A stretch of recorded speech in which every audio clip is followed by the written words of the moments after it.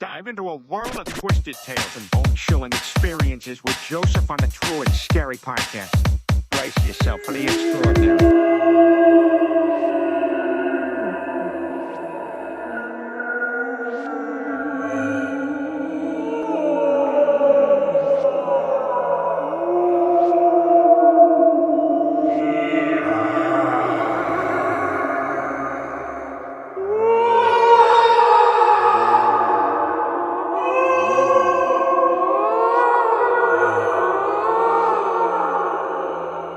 Are you ready for spine-chilling tales? Join me, Joseph, your ghostly host, on a journey into the realm of true horror. Share your bone-chilling experience by calling 239-634-1144 and get a chance to be featured on the next nerve-wracking episode. Let's unravel the mysteries together as we uncover the darkest corners of the supernatural. Grab your courage and let the terrifying tales unfold. The deceased, 15-year-old Alexandru Radita, weighed less than 40 pounds the day he died. A Canadian judge has found two parents who refused to take their dying diabetic son to the hospital guilty of first-degree murder. Parents found guilty of murder after refusing to take dying son to hospital. By All That's Interesting, edited by Savannah Cox. Published February 27, 2017. Updated July 20, 2017. The deceased, 15-year-old Alexandru Radita, weighed less than 40 pounds the day he died.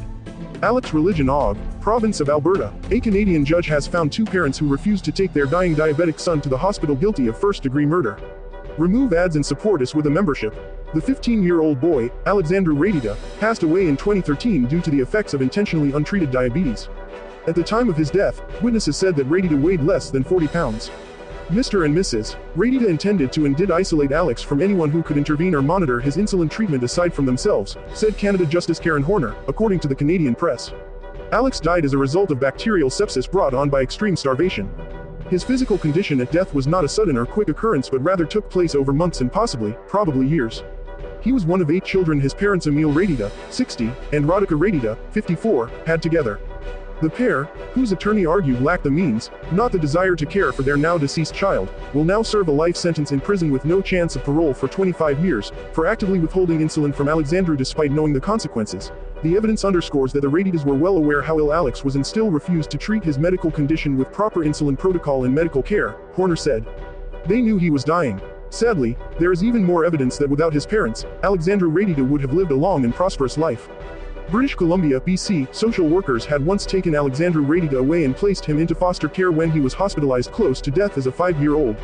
He thrived in foster care, witnesses say, for nearly a year until his parents regained custody and moved the family to a different Canadian province. I'm happy with the verdict. I think that it really is justice for Alex. He went through a horrible ending to his life and I'm glad to see his parents being held accountable, said Patricia MacDonald, one of the BC social workers who had tried saving Alexandru Radita from his parents, according to the Canadian press. I just feel like they're so empty, MacDonald added. They're void of any kind of emotion, any kind of feeling. I've never met parents like them in my life. That emotional emptiness seemed to apply on the day of Alexandru's death as well. The family, whose religious beliefs included not visiting doctors, attended church to say that their son had died, but that God had resurrected him. Embarking on Season 2, brace yourselves for a spine-chilling journey as our talented host Joseph delves into the dark realms of serial killers. Unveiling bone-chilling tales, we'll spark conversations that leave you on the edge of your seat. Join us as we explore the haunting minds behind these true stories. Don't miss out.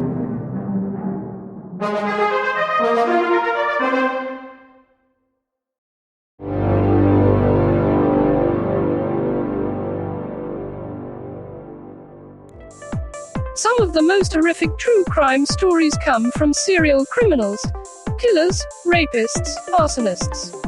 But there are some crimes with behavior so bizarre, so unsettling, that they could prevent you from sleeping ever again. While many of these legendary tales get overshadowed by more infamous cases, these 11 terrible true crime cases of years past will remind you that horror comes in all different, terrible shapes and sizes.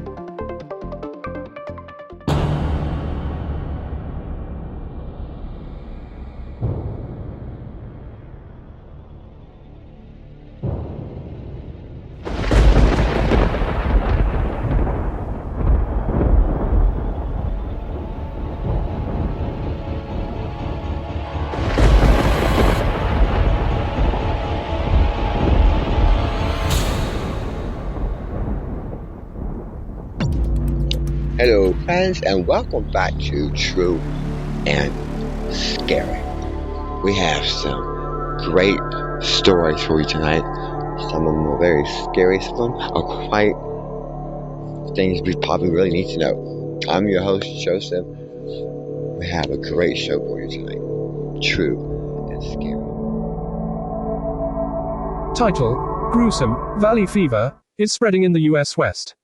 In the western United States, a concerning outbreak of a disease known as valley fever has been reported. This fungal infection, caused by the coccidioids fungus, can lead to severe respiratory issues and has been increasingly affecting residents in the region.